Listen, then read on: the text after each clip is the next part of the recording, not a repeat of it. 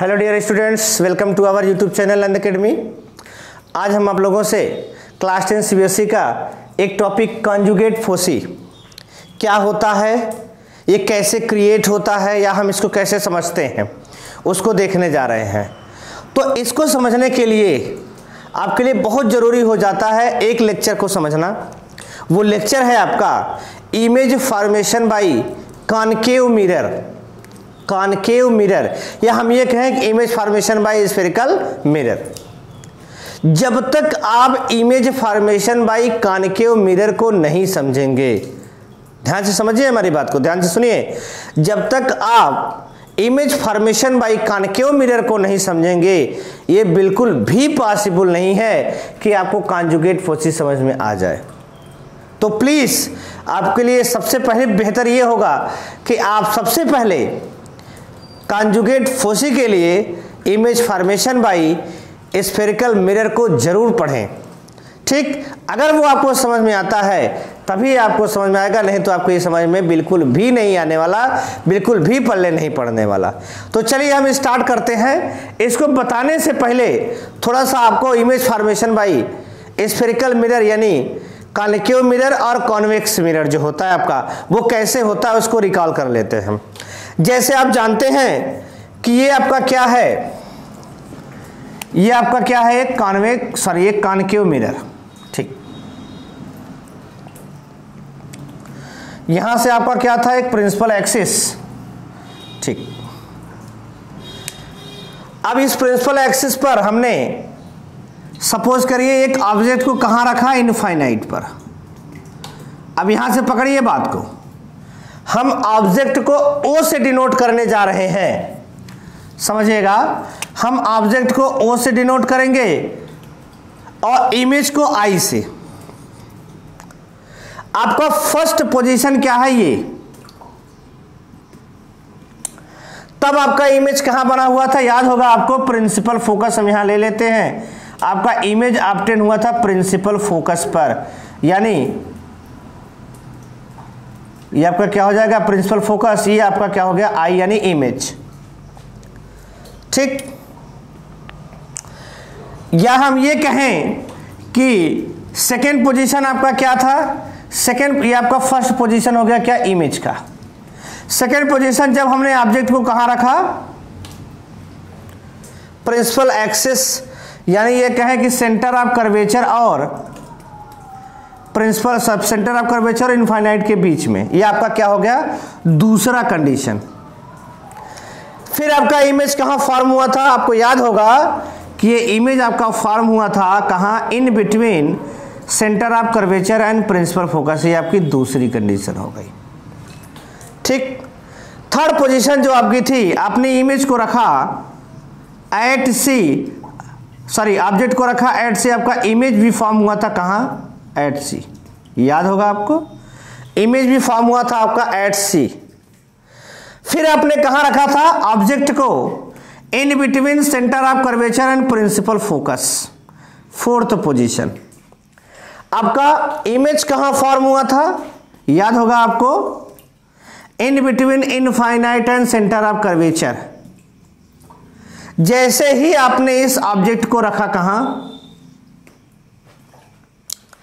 जैसे आपने इस ऑब्जेक्ट को रखा प्रिंसिपल फोकस पर, फिफ्थ पोजीशन, आपको इमेज फॉर्म हुआ कहां,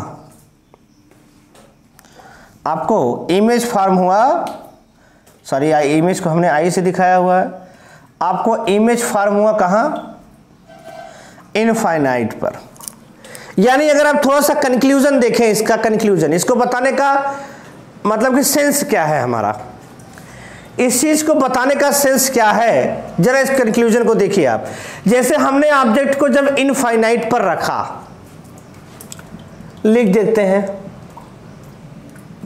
इनफाइनाइट और इनफाइनाइट। जैसे ही हमने ऑब्जेक्ट को इनफाइनाइट पर रखा, आप देख पा रहे हैं कि इमेज आपका कहां फॉर्म होता है, प्रिंसिपल फोकस पर। इमेज आपका फॉर्म होता है प्रिंसिपल फोकस पर।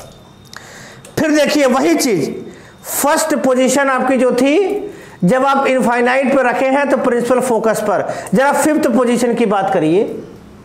फिफ्थ पोजीशन आपका क्या है कि जब आपने ऑब्जेक्ट को रखा कहां पे, प्रिंसिपल फोकस पर, इमेज आपका फॉर्म हुआ इनफाइनाइट पर। यानी ये कहें कि जब ऑब्जेक्ट इनफाइनाइट पर तो इमेज आपका फोकस पर, जब ऑब्जेक्ट आपका फोकस पर तो इमेज आपका इनफाइनाइट पर। बात समझ में आ रही सर जी? फिर देखिए एक बार, फिर समझिए। जब आपका ऑब्जेक्ट कहां है, इनफाइनाइट पर, पहली कंडीशन सोचिए, इमेज कहां फॉर्म हुआ था आपका, प्रिंसिपल फोकस पर। सेकेंड आप देखेंगे जब आपका, सॉरी फिफ्थ आप देखिए, फिफ्थ कंडीशन, जब का आपका ऑब्जेक्ट फोकस पर तो आपका इनफाइनाइट पर। यानी इमेज और ऑब्जेक्ट का प्लेस हम चेंज कर दे रहे हैं। यानी इमेज के प्लेस पर अगर हम ऑब्जेक्ट को रखते हैं तो ऑब्जेक्ट के प्लेस पर इमेज बनना शुरू हो जाता है।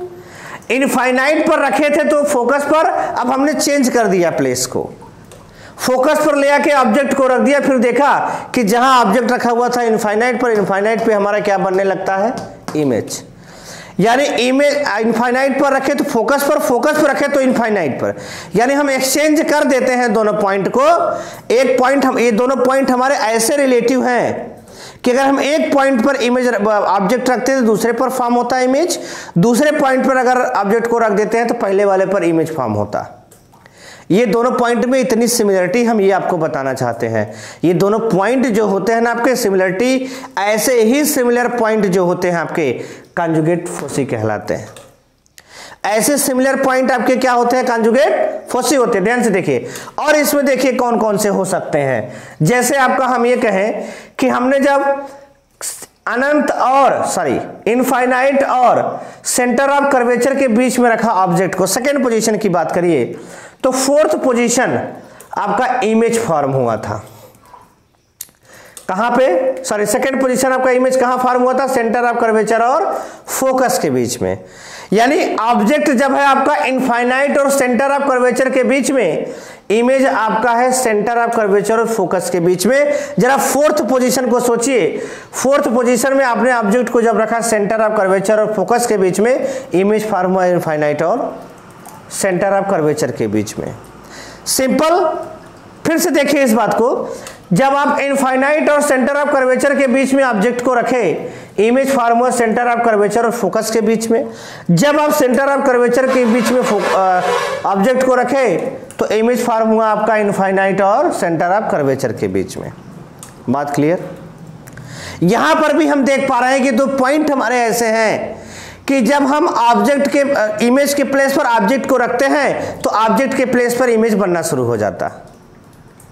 ऐसे ही पॉइंट आपके पूरे प्रिंसिपल एक्सिस पर, स्फेरिकल मिरर जो है आपका, स्फेरिकल मिरर के पूरे प्रिंसिपल एक्सिस पर ऐसे ही दो पॉइंट को हम क्या कहते हैं, कॉन्जुगेट फोसी। बात क्लियर ना? ये चीज है, आप एक सेकंड के लिए आप ये जो आपकी पोजीशन है, इस पोजीशन को आप जरूर इसका स्क्रीनशॉट आप ले लीजिए।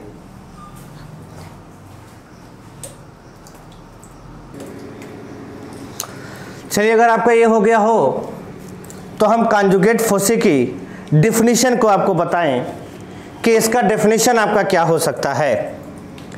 ठीक, जरा डेफिनेशन लिख ले इसका। लिख सकते हैं, टू सच पॉइंट, ध्यान से देखिए, the pair of two such point on the principal axis, on the principal axis of spherical mirror, spherical mirror,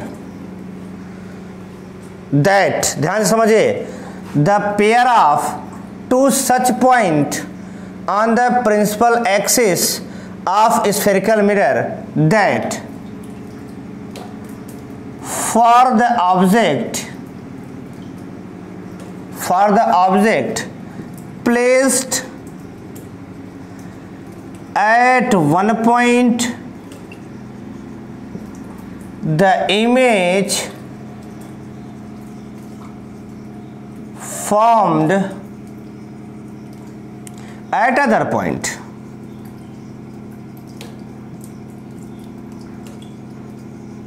Formed at other point. Such two points is called, ऐसे लिख सकते, 2 points are called conjugate foci. ये आपका हो गया conjugate foci. तो इस तरीके से आप कॉन्जुगेट फोसी को डिफाइन भी कर सकते हैं कि the pair of two such point on the principal axis of spherical mirror that for the object placed at one point the image formed at other point, such two points are called conjugate foci. बात spherical mirror की हो रही है, तो हमने यहां तो concave mirror को देखा कि कॉनकेव मिरर में हमारा कॉन्जुगेट फोसी कैसा होता है। तो ध्यान दीजिए जरा, कॉन्वेक्स मिरर की अगर हम लोग सोचें तो क्वेश्चन ये बनता है आपके सामने कि क्या कॉन्वेक्स मिरर में भी पॉसिबल है कॉन्जुगेट फोसी। तो कॉन्वेक्स मिरर में कॉन्जुगेट फोसी बिल्कुल भी पॉसिबल नहीं है। क्यों पॉसिबल नहीं है, इसका आंसर आप देखिए। आंसर आपका ये होगा कि कॉन्जुगेट फोसी में आपको एक चीज देखने को मिल रही है। क्या देखने को मिल रही है कि आपका इमेज और ऑब्जेक्ट, जैसे आपका ये ऑब्जेक्ट है और नीचे आपके क्या मिले हैं, सारे के सारे इमेज, यानी इमेज और ऑब्जेक्ट सब क्या है, रिफ्लेक्टिंग सरफेस के फ्रंट पर है। ये आपका क्या होगा, रिफ्लेक्टिंग सरफेस।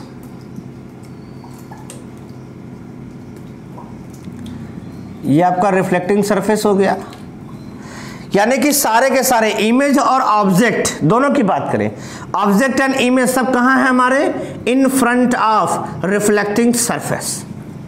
लेकिन सोचिए आप, इसी का जो आपका फिफ्थ पॉइंट था, 6 पॉइंट सॉरी, जो कि पीछे इमेज बनाना था, याद होगा आपको, इसलिए हम कह रहे हैं आप उसको जरूर देखिए।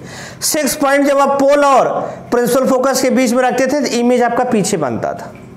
जो पीछे बन रहा है इमेज आपका, वो किसी का कॉन्जुगेट फोसी नहीं है। यानी कॉन्जुगेट फोसी के लिए हमारा क्या है, एक कंडीशन अलाउड है, एक स्पेशल कंडीशन अलाउड ये है, और वो कंडीशन आपकी क्या है कि ऑब्जेक्ट और इमेज सब रिफ्लेक्टिंग सरफेस के फ्रंट पर होने चाहिए। ऑब्जेक्ट और इमेज कहां होने चाहिए, रिफ्लेक्टिंग सरफेस के फ्रंट पर।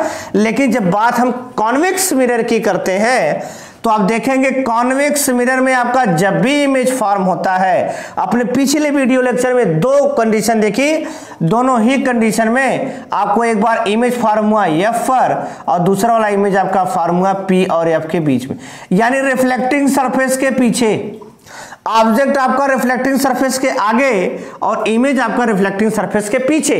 कॉन्जुगेट फोसी में होता है कि हम ऑब्जेक्ट और इमेज के प्लेस को इंटरचेंज करते हैं। जब हम कॉन्वेक्स मिरर में ऑब्जेक्ट यहां है, इमेज आपका सपोज करिए प्रिंसिपल फोकस पर फॉर्म हुआ, जब हम इंटरचेंज करना चाहेंगे ऑब्जेक्ट को उठा के अगर हम प्रिंसिपल फोकस पर रखें तो ध्यान दीजिए इमेज ही ऑब्टेन है। क्यों? क्योंकि हमारा जो ऑब्जेक्ट है वो रिफ्लेक्टिंग सरफेस के पीछे चला गया, और कंडीशन है इमेज हमको तभी फॉर्म होगा जब आपका ऑब्जेक्ट रिफ्लेक्टिंग सरफेस के सामने हो। यानी हम ये कह सकते हैं कि कॉन्वेक्स मिरर के लिए कॉन्जुगेट फोसी बिल्कुल भी पॉसिबल नहीं है। कॉन्जुगेट फोसी जो है आपका वो केवल और केवल पॉसिबल है किसके लिए, कॉनकेव मिरर के लिए। आप ये कंडीशन लिख सकते हैं, इट पॉसिबल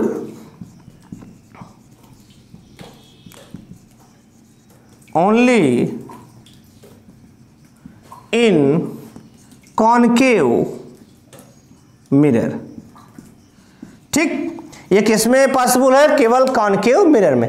जैसे आपसे कभी क्वेश्चन किया जाए, जैसे ऑप्शन में क्वेश्चन बहुत किया जा सकता है कि conjugate foci are possible in, first आपका ऑप्शन दे देगा कॉन्वेक्स मिरर, सेकंड आपका दे देगा कॉनकेव मिरर, थर्ड आपका दे देगा प्लेन मिरर, फोर्थ आपका देगा नन ऑफ दीज। तो आंसर आपका झट से लगना चाहिए कॉनकेव मिरर। बात क्लियर? क्या होना चाहिए आपका, कॉनकेव मिरर। तो इस तरीके से आपने कॉन्जुगेट फोसी क्या होता है, कॉन्जुगेट फोसी की कंडीशंस क्या होते हैं उसको आपने देखा। अब हम मिलते हैं नेक्स्ट वीडियो में, तब तक के लिए थैंक यू।